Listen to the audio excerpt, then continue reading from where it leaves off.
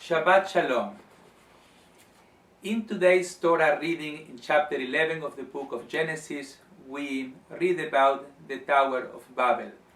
And the Tower of Babel was a project at the end of the story of Noach, in which people came together and they started a project to build a tower. And they said, let's build a tower with its top close to heaven. And the Torah tells us that God didn't like the project and he dispersed them, he confused their languages, and from there they went different places.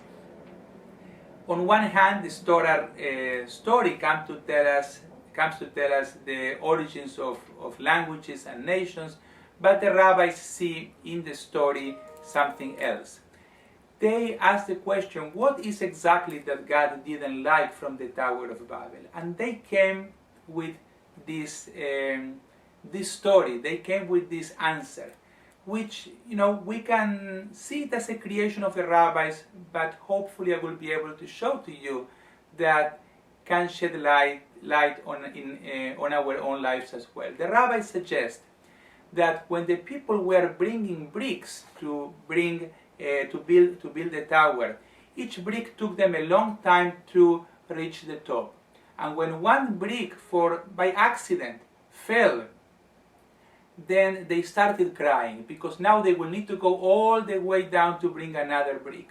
But if a human being got hurt in the process of the construction, or if God forbid a human being fell down the tower, so they didn't care and continued working as if nothing happened. And God didn't like this order of priorities, this order in their values, and he stopped the project.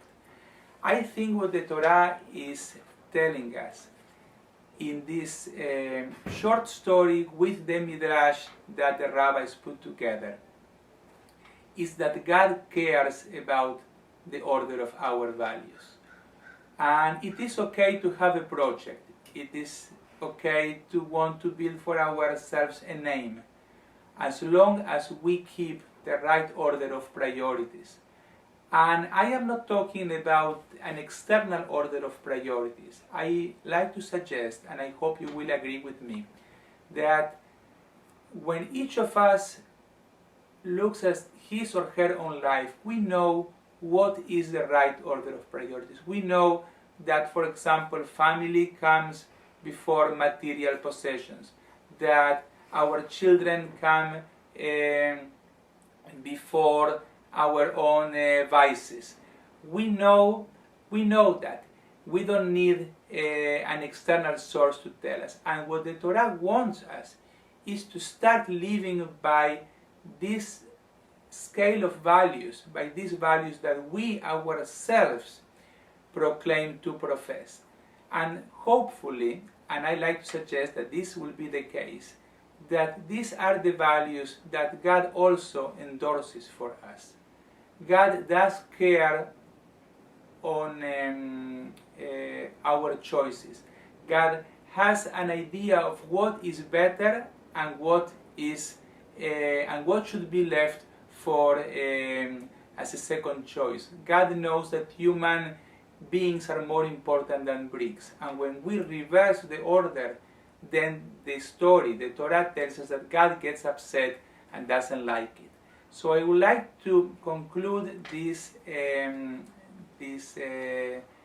sharing with you for this week with an invitation to evaluate our own values, the one that we know that they are right, and to try to apply them in our daily lives. Shabbat Shalom.